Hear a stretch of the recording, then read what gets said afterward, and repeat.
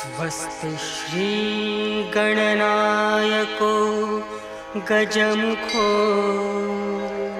मोरेश्वर सिद्धिदः बल्लाळस्तु विनायकस्त्वथमणे चिन्तामणि स्थेवरे।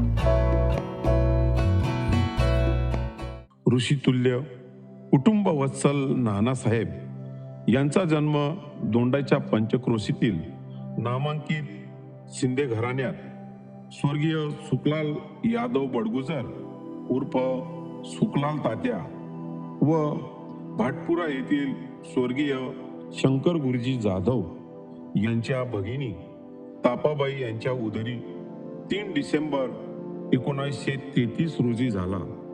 माता आणि माती फरक फक्त विलांटीचा असतो. एक जन्म देते तर दुसरी कुशीत घेते. नानांच्या जन्मदात्री आईकडून मातृभूमी दोंडाच्या हे बाळ संस्कार घेऊ लागले. ज्याप्रमाणे राजमाता जिजाऊसाहेब शिवरायांना रामायणाच्या गोष्टी सांगत, त्याप्रमाणे नानांना सुद्धा त्या गोष्टी ऐकण्यात रस वाटे. एकदा बालवयातील नानांनी डब्यातून पैसे चोरले. हे तापाईच्या लक्षात आल्यावर नानांना खूप मारले आणि गैवरात बजावले की मी देवाघरी गेल्यावर माझे असेच नाव काढशील का. आणि आईचे हे उद्गार ऐकून नानासाहेबांना रडू कोसळले आणि आईच्या कुशीत स्थिरावत वचन दिले की आई मी यापुढे तुझं नाव खराब होईल असं कृत्य करणार नाही. एकदा होते ती चूक आणि परत परत होते तो गुन्हा असतो हे समजल्यावर नानांनी परत कधीही असं कृत्य उभ्या आयुष्यात केलं नाही. पुढे काही दिवसांनी तापा आईचा दुर्दैवी स्वर्गवास झाला आणि गोड गुणी स्वभावाचं हे बाळ आईला पोरकं झालं आणि नानांच्या आयुष्यात पुन्हा रेश्माईच्या रूपाने प्रेमळ स्वभावाची माता आली आणि या मातेने सुद्धा नानांना भरपूर प्रेम दिले. नानासाहेबांना शिक्षणाची कमालीची आवड होती, पण घरातील पूर्ण वातावरण हे शेतीचे होते. इयत्ता 7वीत असताना नानांना परीक्षेत अपयश आलं.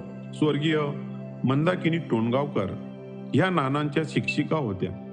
त्यांनी नानांच्या शिक्षणाची आवड पाहून धीर देत समजूत काढत कान मंत्र दिला कि छोटी सी जिंदगी में मुश्किलें बहुत है, कुछ अच्छे कुछ बुरे, काफिले बहुत है, हालात कुछ भी हो जाए रुकना मत, क्योंकि इस सफर के बाद मंजिलें बहुत है, इस सफर के बाद मंजिलें बहुत है. आणि या कान मंत्राने नानांचा उत्साह वाढला आणि 1955 मध्ये नाना SSC म्हणजे तत्कालीन मॅट्रिकची परीक्षा उत्तीर्ण झाले. वडील स्वर्गीय सुखलाल तात्यांची भरपूर शेती आणि व्यापार होता. तरीही दोंडाईच्या नगरीचे भाग्य विधाते आदरणीय दादासाहेब राऊत व स्वर्गीय गोविंदभाऊ वाणी यांच्या आग्रहाखातर जनतेची सेवा करण्याच्या उदात्त हेतूने दोंडाईचा नगर परिषदेत नोकरी करण्यास सुरुवात केली. शिक्षणाची आवड असल्याने नोकरी करत असताना BA ची पदवी प्राप्त केली. मुंबई येथे LGSचा नगर परिषदेचा कोर्स यशस्वीपणे पूर्ण केला. मातृभूमी दोंडाईच्या नगर परिषदेत कार्यरत असताना बांधकाम, पाणी पुरवठा, अकाउंट अशा विविध खात्यांची प्रमुख म्हणून यशस्वीपणे जबाबदारी देखील सांभाळली. या गावाचे आपण काहीतरी देणं लागतो या भावनेने शॉपिंग सेंटर, रस्ते तयार करणे कामासाठी नानांनी महत्वपूर्ण योगदान दिले. पाणी पुरवठा विभागात असताना अमरावती नदीत खड्डे खोदून जॅकवेल पर्यंत पाण्याच्या टाकीत पाणी पाठवण्यात येत असे. बोअरवेल सारखे उपक्रम यशस्वी पूर्ण केल्याबद्दल कामाची पावती म्हणून तत्कालीन नगराध्यक्ष स्वर्गीय गोविंदभाऊ वाणी यांनी काश्मीर दौऱ्यावर नानांना पर्यटनास पाठविले. नगर परिषदेत असताना स्वर्गीय कुलकर्णी आबा, स्वर्गीय प्रजयसिंग अण्णा गिरासे, स्वर्गीय म्हात्रे साहेब, स्वर्गीय सय्यद साहेब, स्वर्गीय RT भावसार, स्वर्गीय DR पवार आप्पा, स्वर्गीय देशपांडे साहेब, स्वर्गीय वामनराव चौधरी, स्वर्गीय फकीरा चौधरी, स्वर्गीय भगवान पाटील, स्वर्गीय लोहार साहेब या सहकारी मित्रांचा सहवास व साथ संगत लाभली. सुख दुःखात नेहमी सोबत राहता यायला हवं. तो पुढे उभा असला की त्याची रुक्मिणी होता यायला हवं. रुक्मिणीच्या रूपातील नानासाहेबांच्या सहचारणी स्वर्गीय चंद्रकलाबाई ह्या धरणगाव स्थित स्वर्गीय जानकीराम नागो बडगुजर यांच्या कनिष्ठ सुकन्या होत्या. त्यांनी अर्धांगिनी म्हणून नानासाहेबांना मोलाची साथ दिली. त्या काळातील 8 भावंड आणि 4 बहिणी असलेल्या 43 जणांच्या एकत्र कुटुंबात सर्वांशी स्नेहपूर्वक संबंध जोपासत आपली 4 मुले व 1 मुलगी यांची सुयोग्य सांभाळ करत नानासाहेबांसह स्वर्गीय चंद्रकलाबाईंचा सिंहाचा वाटा होता. दोघं मिळून आपल्या मुलांना व मुलीला योग्य मार्गदर्शन करत उच्च शिक्षित केलं. त्यामुळे मुले प्रोडक्शन मॅनेजर, प्राध्यापक, पर्यावरण अधिकारी, ग्रामविकास अधिकारी यासारख्या उच्च पदावर गेले. आदर्श सिंध परिवारातील कानुबाई रोड, लग्न समारंभ, वाढदिवस, भागवत सप्ताह, कीर्तन, प्रवचन, रामलीला तसेच कोणत्याही सुखदुःखाच्या प्रसंगी या विठोबा रुक्माईच्या जोडीने हिरिरीने सहभाग घेऊन परिवार एक धाग्यात बांधून ठेवण्याचं कार्य केलं. स्वर्गीय नानासाहेब व चंद्रकलाबाई यांनी वयाच्या 60 मध्ये असतानाच 4 धामची धार्मिक यात्रा करत संपूर्ण भारत भ्रमण केलं. दोघांची धार्मिक कार्यावर प्रचंड विश्वास असल्याने तब्बल 11 वर्ष चातुर्मास करत फक्त एक वेळ जेवण करायचे आणि उपवास करायचे. मुलं लग्नाच्या वयाची झाली असताना उच्च शिक्षित व सुसंस्कारित सुना या परिवारात आणल्या. मुलीसाठीही सुयोग्य स्थळाची निवड केली. सर्व काही सुरळीत सुरू होतं आणि दुधात साखर म्हणावी तसं घरात नातवंडाच्या रूपाने नानासाहेब व चंद्रकलाबाईंना गिरीश, हर्षल, वृषाली, श्रेया राणी, अमित, कुलदीप, मयुरी, राजलक्ष्मी, आकांक्षा, दर्शन, आदित्य यांच्यामध्ये दोघंही आनंदाने रमू लागले असताना 7 मार्च 2003 या वर्षी चंद्रकला आईंनी नानांची साथ सोडत या जगाचा निरोप घेतला. चंद्रकलाबाईंच्या जाण्याने परिवारात फार मोठी पोकळी निर्माण झाली. म्हणतात ना, शुद्ध बीजापोटी फळे रसाळ गोमटी.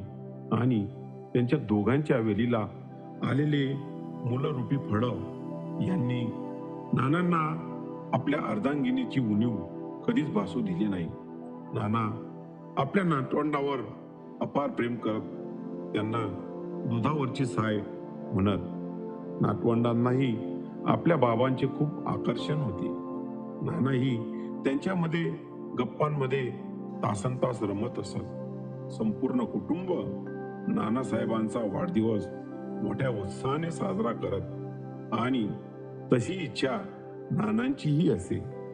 कधी हॉटेलात, कधी शेतात सहपरिवार अंगत पंगत करत स्नेहभोजनाचा आस्वाद घेत व नानांच्या इच्छेनुसार सुरेल गाण्यांची मैफिली सजवत आनंदाने वाढदिवस साजरा करत.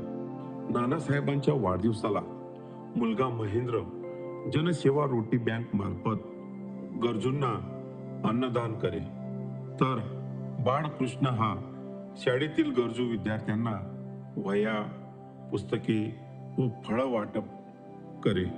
वृक्षारोपण करणे असे समाजोपयोगी उपक्रम हे मुलं राबवत असत. नानासाहेबांच्या सहस्त्रचंद्र दर्शन निमित्ताने मुलगा किरण याने भागवत सप्ताह आयोजित करत धार्मिक कार्य केलं. मुलगा श्यामकांत, मुलगी उषा यांनी नानासाहेबांना शिर्डी, शेगाव, गोंदवलेकर महाराज दर्शन घडवून आणले. आपल्या जीवनभर साथ देणाऱ्या सहचारणीची आठवण नानांना येतच असे. म्हणून त्यांनी गोंदवले येथील गोंदवलेकर महाराजांचा अनुग्रह घेतला आणि तब्बल 13 कोटी नामजप करत ध्यानात रमून गेले. पुढे त्यांनी राम नाम जप बँक काढून त्यात पूर्ण वेळ रमून गेले.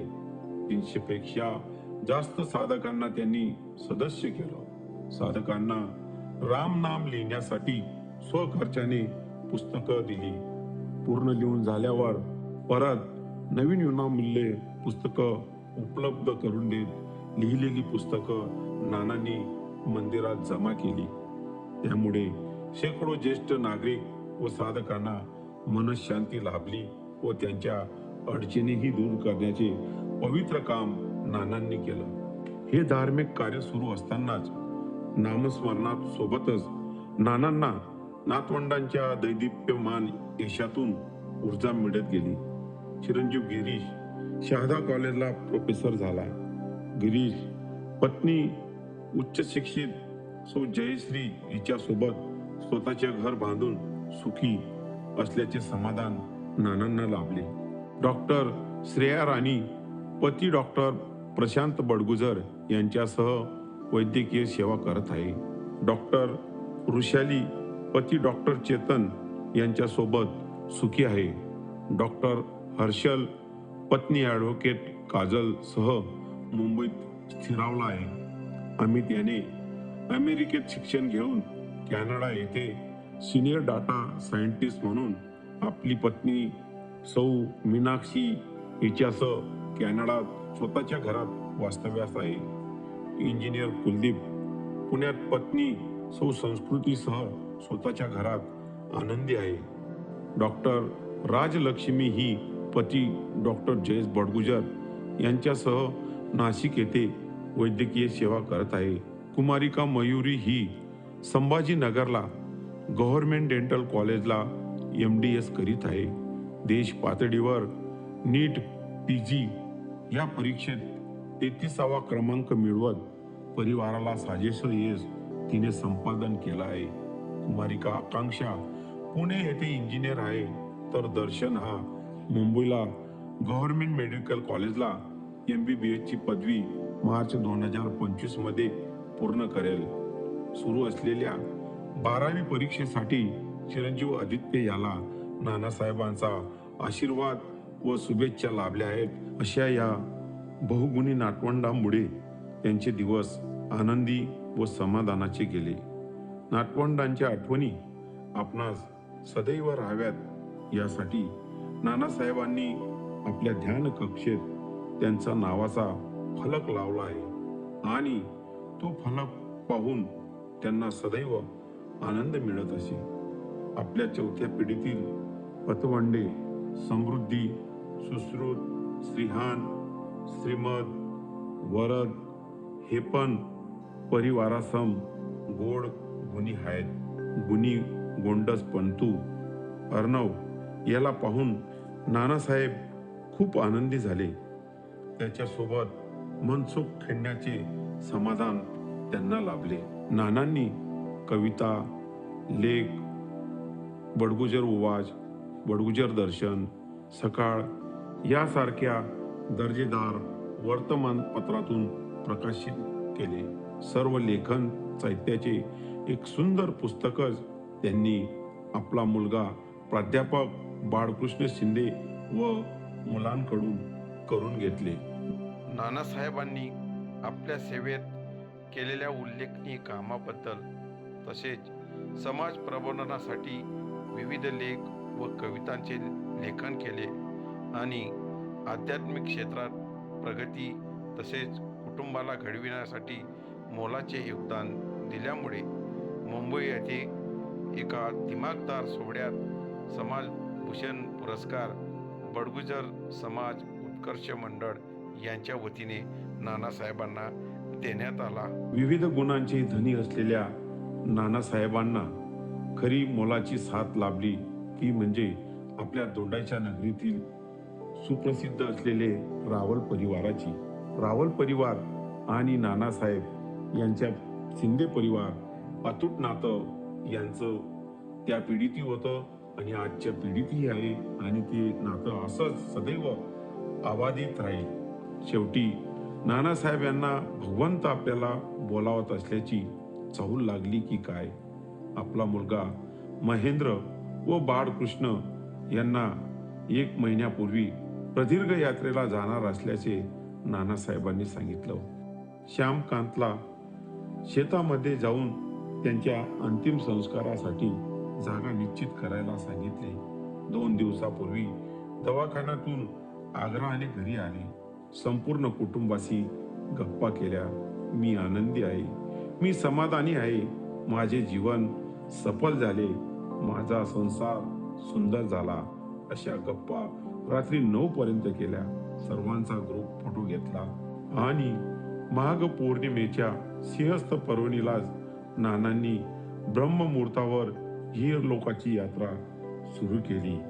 अशा या नानांच्या पावन स्मृतीस मी विनम्र अभिवादन करतो आणि पुन्हा एकदा नानांच्या स्मृतीस मी भावपूर्ण आदरांजली अर्पण करतो.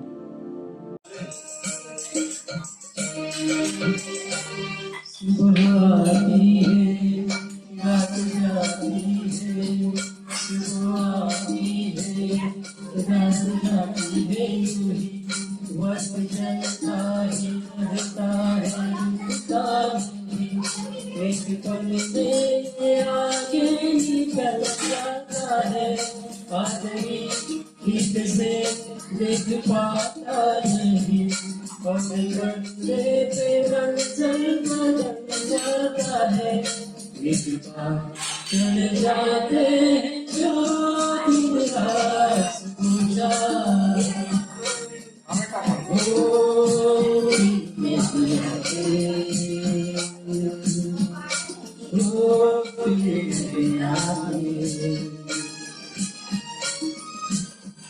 जिंदगी के सफर में गुजरते जो मुस्का हो फिर नहीं आते।